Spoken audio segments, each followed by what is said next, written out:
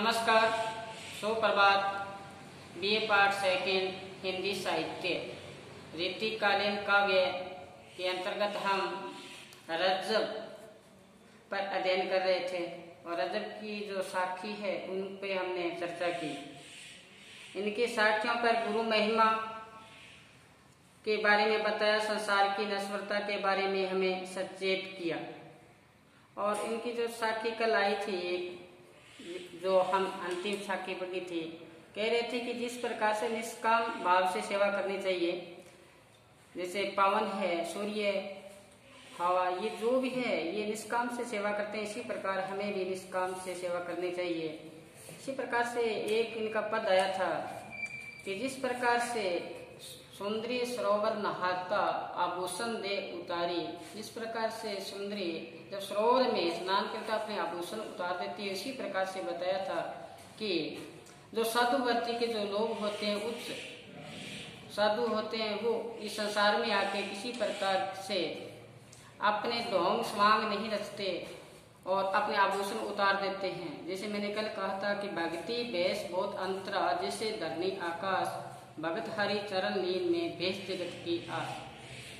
ये भक्ति और भेष में इतना अंतर है जिस प्रकार से आकाश और गगन का है। कहते हैं भगत हरि चरण लीन भेष जगत की आस। भगत होते हैं वो हरि के चरण में लीन रहते हैं और जो स्वांग रचते हैं, ढोंग रचते हैं, वो उसी में संसार में लीन रहते हैं, संसार भोगविलास सम्मिलित रहते हैं।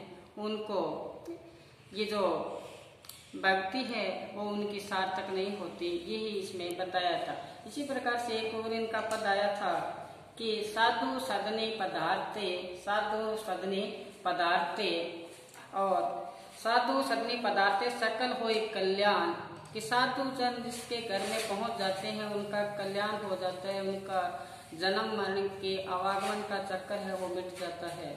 इस प्रकार से एक आया था कि भवन भवन पवित्र हो तय साधु चरण धरिजे। वो भवन, वो घर पवित्र हो जाता है जहाँ पे साधुओं के चरण टिक जाते हैं। यहाँ साधु की बात आई है तो साधु उच्च होना चाहिए, निर्मल होना चाहिए, पाक होना चाहिए। उनका जो अंत्यकरण है वो बड़ा ही निर्मल पाक होना चाहिए। वैसे तो साधु बहुत बोलते हैं, वो साधु नहीं। जैसे कबीर ने कहा था, गलिहारे गुरु कीर्त है घर घर कंठी देत, कि घरों में इतने गुरु घूम रहे हैं कि हर व्यक्ति वो क्या देते हैं, माला देते हैं। गुरु इतने हो गए कि चेले भी कम पड़ गए। तो इस पे इन्होंने रजब ने कहा था कि भक्ति में और भेष में इतना अंतर है। इसी प्रकार से कि वो बताया था इसमें कि रजब की यह अरदास, रजब कहते हैं मेरी एक ही प्रार्थना है, एक ही विनती है। क्या कहते हैं, और कच्छो नहीं, और मन में कोई विचार ही नहीं है। क्या बताए, मेरा मन हारिश हो, मेरा मन किस में लीन हो, परमात्मा में, ईश्वर में लीन हो। मिले न माया माही, मेरा मन किस में न मिले, माया में न मिले।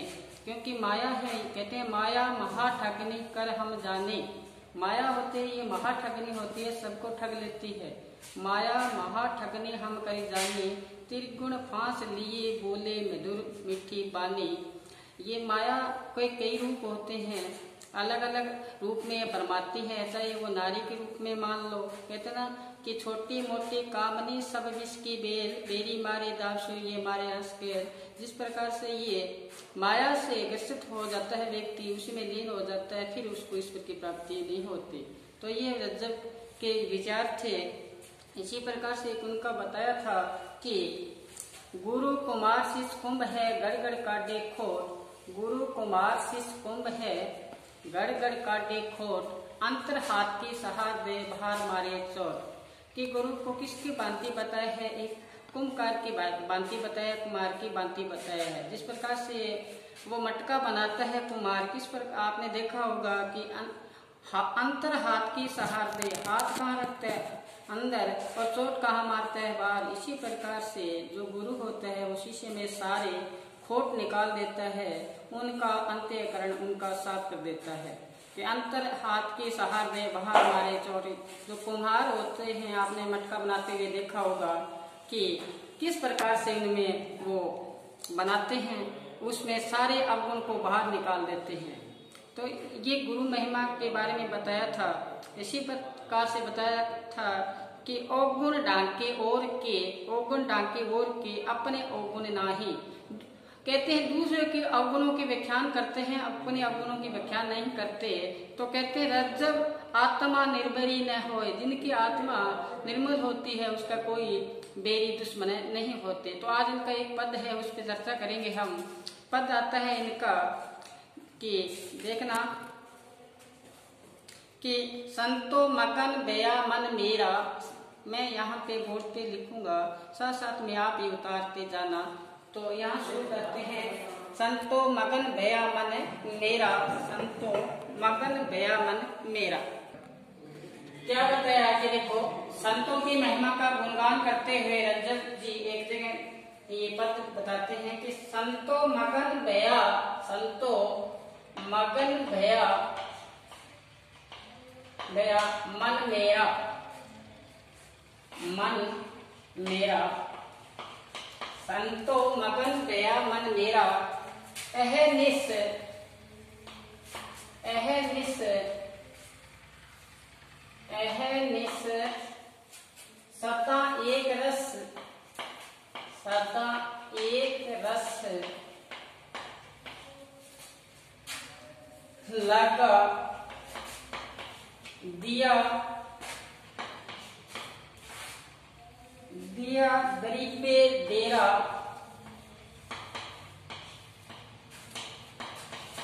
एक एक पंक्ति बहुमूल्य है। क्या बताया है, संतो मगन भया मन मेरा। मन जब मगन कब होता है, जब इनको ऐसी अनुभूति होती है, ऐसा उनको रस आता है, ऐसे अमृत की प्राप्ति होती है, तब ये मन क्या होता है, हमारा मगन होता है। सांसारिक भोग विलास से नहीं। तात्पर्य यहाँ पे संसार में चाहे आप यहाँ हो कितना ही आप भोग विलासा में लिप्त हो जाओ, वो मन मगन नहीं होगा जो परमात्मा ईश्वर में उनके रस में जो डूबता है, उसके रस में जो आनंद लेता है, वैसे होता है। संतो मगन भया मन मेरा, मेरा मन आज मगन हो गया, मुझे ऐसी अनुभूति हुई है, परमात्मा की ऐसी मुझे वो लज्जत मिली है, जिससे मेरा मन क्या हो गया है, मन मगन भया मन मेरा। आगे देखो क्या बताया कि अब मैं रात और दिन, अहनिस रात और दिन एक रस लगा, एक रस में रहता हूँ सदैव की। तो कहते ना कि नानक नाम कुमारी नानका चढ़ी रहे दिन रात। वो कुमारी, वो नशा जब उनका मिलता है तो रात और दिन एक रस में वो डूबा रहता है। दिया दीपा डेरा कहाँ मिलेगा, ये मिलेगा कहाँ? तो रजब जी कहते हैं ये साधुओं की संगति में मिलेगा। साधुओं ने जहाँ दीपा का मतलब बाजार की डेरा जहाँ पे डाला है, उनकी शरण में जाएंगे तब हमें मिल पाएगा, अन्यथा नहीं। कहते हैं रात और दिन एक रस में मैं रहता हूँ। और अब मैंने अपना जो ठिकाना है वो कहाँ बनाया है, दीपे डेरा, साधुओं की संगति में। जिस प्रकार से मीरा ने कहा था, क्या बताया था मीरा ने, एक जगह बताया था कि ये जो संसार है ये मेरे को खारा लागत है, और बात सब कच्ची, और बात सब कच्ची है, एक सार्थक है, वो क्या है, संतों के साथ संगति करना, उनके स्थान पे जाना, ये बताया है। आगे क्या लिखा है देखो कि आगे बताया है कुल मर्यादा, कुल मर्यादा, कुल मर्यादा मेड़ सब बागी, मेड़ सब बागी, कुल मर्यादा मेड़ सब बाकी, बैठा बाटी नेरा, बैठा बाटी नेरा। कहते हैं मैं साधु के शरण में गया तो मैंने लोक लाज सब कुछ छोड़कर उनके पास बैठा। कुल मर्यादा मेरे सब बागी, मैंने मर्यादाएं मेरे कुल जो मेरे ये लोकलाज है ये मैंने छोड़ दी है, मैं उनकी शरण में गया हूँ, बैठा बाटी मेरा, मैं उनके पास में बैठ गया जाके। अपना अस्तित्व मिटा के उनके पास में बैठा हूँ, क्योंकि अपना अस्तित्व मिटाएगा तभी हमें कोई चीज की प्राप्ति होगी। वो कहते ना, अगर मर्तबा चाहे तो मिटा दे अपनी हस्ती को, कि दाना खाक में मिलके गुलो गुलजार होता है। इसी प्रकार यहाँ बताया कि मैंने कुल मर्यादा को त्याग के मैं उनके पास बैठा, किनके पास, द्रिव्य डेरा, जो साधुओं का जहाँ बाजार रूपी डेरा है। आगे तीसरी पंक्ति में क्या बताया है, देखो आगे चौथी पंक्ति में, जाति पांति कछु समझे नाही, जाति पांति कुछ समझे नाही, समझे नाही, किससे करूं प्रेरा, किससे करूं प्रेरा। प्रेरा का मतलब होता है विश्वास। कहते उस जब मैं इनकी शरण में गया साधुओं के, वहां पे जाति पांति का तो सवाल नहीं उठता, एक नूर से सब जग उपजा, आते ना पंक्ति। तो इसी प्रकार इसमें बताया कि जाति पांति पूछे नहीं, कुछ समझे नहीं, किससे करूं प्रेरा। जब मुझे ज्ञान हुआ तब मेरे को पता चला कि ये जाति पांति कुछ नहीं है। और अब मैं साधु के शरण में जाने के बाद में ये मुझे समझ में आया, अब किस पर मैं विश्वास करूं। विश्वास का मतलब यहाँ जाति पाति पे विश्वास नहीं करना। कहते ना, एक नूर से सब जगह उपजा, है ना। मानस की जात एक को कर पहचान लो, सभी की एक ही जात, तो यहाँ जाति पाति का कोई सवाल नहीं है। ये बात इसमें बताई, जाति पाति कुछ समझे नहीं, किससे करूं प्रेरा। आगे देखो, रस की प्यास आस, रस की आस प्यास, रस की आस प्यास नहीं ओरा, नहीं ओरा, रस की प्यास आस नहीं ओरा, यह मन किया बसेरा, यह मन किया बसेरा। आगे देखो, ल्याय ल्याय याही, ल्याय ल्याय यही, सब लगी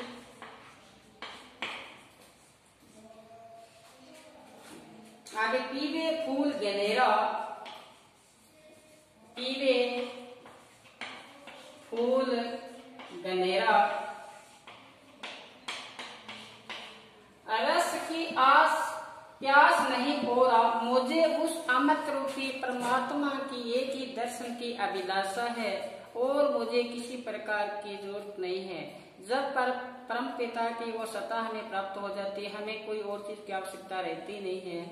हमें जो चीज मिलनी थी सर्वश्रेष्ठ वो मिल जाती है, फिर हमें कौन सी जरूरत है। तो कहते हैं उस रस की मुझे आस थी, प्यास थी उसी की, अब और नहीं है। ये मन किया बसेरा, अब मेरा मन है वो तृप्त हो गया है, उसी में लीन हो गया है। यही मन किया बसेरा, अब मैं मन है जो मेरा स्थिर हो गया है। वैसे मन अपना क्या होता है, चंचल होता है। ये जब इसमें तृप्ति का भाव आ जाता है, संतोष का भाव आ जाता है, आता कब है, जब वो ईश्वर रूपी जो अमृत को पीता है तब आता है। तो ये बात इसमें बताई कि रस की आस प्यास नहीं हो रहा, मुझे उस रस की आस है, वो ही मुझे प्यास है। अब मेरे मन को क्या मिल गया है, अब बसेरा मिल गया, आस लिए मिल गया है। आगे देखो, ल्याय ल्याय यही लागी, अब मेरे एक ही जो प्यास की रस का मतलब यह अमृत रूपी ईश्वर है, और वो ही मन में अब ये रहती है कि वही रस में पीता रहूं। पीवे फूल गनेरा, मैं वो ही फूल रूपी जो अमृत का जो पान है वो ही मैं करता रहूं, वो ही मेरे मन में तृप्ति का भाव बना रहे। ये संतों की महिमा का गुणगान करते हुए रज्जब जी बता रहे हैं। बड़े ही देखो इनके जो एक एक लाइन है बड़ी महत्वपूर्ण है कि रात, देखो इसको पहले प्रकाश डालो कि संतो मगन भया मन मेरा, मेरा मन मगन हो गया आज। अब रात और दिन एक रस में लगा रहता हूँ। मैंने साधुओं के डेरे पे अपना आश्रय बनाया। आगे बताया मैंने कुल मर्यादा सबको मैंने छोड़ दिया है। मैं उन वो बाटी है, वो जो मेरे सतगुरु है, वो मेरे संत है, वो मेरे साधु है, उनके पास मैं बैठा हूँ। जाति पाति कुछ समझे नहीं। जहाँ पर बैठने से मुझे एहसास हुआ कि जाति पाति कुछ नहीं है। अब किससे करूं प्रेरा, अब मैं किस पर विश्वास करूं। आगे बताया कि उस रस की मुझे प्यास है और मन में कुछ है नहीं। और आगे बताया वो जो अमृत रूपी जो रस है वो मेरे मन में ये चाहता है कि उसमें तृप्त रहूं, पीवे फूल गेनेरा, उसी का मैं पान करता रहूं। आगे क्या बताए हैं, सो रस मांग्या मिले नाही। देखो सो रस मांग्या मिले नहीं, मिले नाही। सो रस मांग्या मिले नाही, सोरस मांग्या मिले नहीं। सिर साटे बहु तेरा, सिर साटे बहु तेरा, बहु तेरा। कहते हैं अब हर व्यक्ति को, प्रत्येक व्यक्ति चाहे कि वो रस की हमें प्राप्ति हो जाए, तो प्राप्ति नहीं होगी। क्या बताए, सो रस मांग्या मिले नहीं। वो रस मांगने से मिलता नहीं है। आप ऐसे कहो कि वो रस हमें प्राप्त मिल जाए, उसके लिए बहुत अभ्यास करने की आवश्यकता है, उसमें लीन होने की आवश्यकता है। अपने जो शरीर में विषय विकार है उसको त्यागने की आवश्यकता है। काम क्रोध मद लोभ अहंकार उनको त्यागने की आवश्यकता है। इसकी जगह शील संतोष क्षमा धीरज गरीबी अपनाने की आवश्यकता है। छोटे से छोटा बनने की आवश्यकता है। जैसे मैंने कल बताया था कि छोटा सा होके चलो मन मेरा, ये मन है इसको छोटा बनाना है। कि तजदे गर्भ गुबाना, सबसे जो बड़ी बात है वो अहंकार की, उसको निकालना पड़ता है। फिर क्या बताया कि तेरा श्रीका कितना चला गया धरके देख ले ध्याना। कहते हैं हम संसार में एक सराय रूपी आए हैं, सराय में जैसे रुकते हैं वैसे ये संसार में रुके हुए हैं और पता नहीं कितने आके चले गए। तो इसी प्रकार इसमें बताया कि वो रस मांगने से नहीं मिलता, सो रस मांग्या मिले नहीं। सिर साटे से मिलता, यानी कि अपने शीश किए ये बलिदान चाहता है। यहाँ पे गर्दन कटाना नहीं है। यहाँ रजत जी का से ये सिर साटे का मतलब अपने आप को सिर धड़ से अलग करने की नहीं कह रहे। यहाँ पे ये कह रही है कि अपने जो अंतःकरण है अपने शरीर को पहले शुद्ध करना। वो कहते हैं ना कि दिल का हुजरा साफ कर, दिल में जो शीशा लगा हुआ है ना उस पे जो धूल जमी हुई है उसको साफ करना है। दिल का हुजरा साफ कर जाने के आने के लिए ध्यान गिरों को उठा, उसको बिठाने के लिए। अगर परमात्मा को ईश्वर को अंदर बिठाना है तो ध्यान गिरों को उठाना है। लेकिन देखो अपने है स्थितियां उल्टी बनी पड़ी है। कहते हैं एक दिल लाखों तमन्ना, एक दिल होता है पता नहीं कितनी तमन्नाएं होती है, उससे ज्यादा और आवेश, उससे ज्यादा और अपने विषय विकार को पाल रखा है। फिर ठिकाना है कहाँ, फिर ईश्वर आने का ठिकाना कहाँ पे होगा। तो इसी प्रकार से बताया कि वो रस है वो मांगने से नहीं मिलता। ये क्या है, अपना पूरा अपना शरीर का क्या मांगता है, बलिदान मांगता है। तो ये बात बताइए, सो रस मांग्या मिले नहीं, सिर साटे बहुत तेरा। आगे लास्ट पंक्ति में क्या बताया है कि जन रज्जब तन मन, जन रज्जब तन मन दे लिया होए धनी का चेहरा, होए धनी का चेहरा।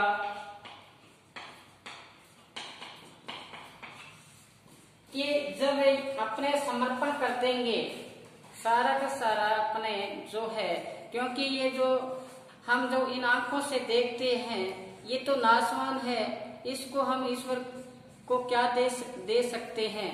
हमें कोई ईश्वर को चीज देनी हो तो हम क्या दे सकते हैं?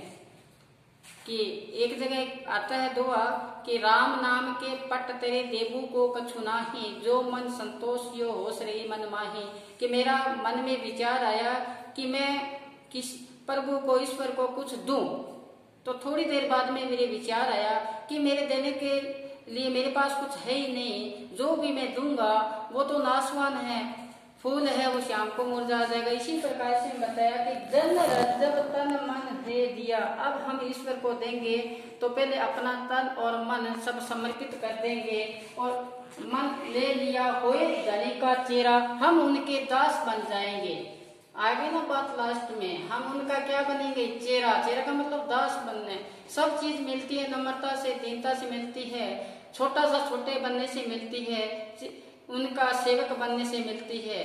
तो ये बात इसमें बताइए, जन रज्जब अगर देना है तो क्या होए धनी का चेहरा, उनका सेवक बनो, उनका दास बनो, ये इसमें बताया है रज्जब में।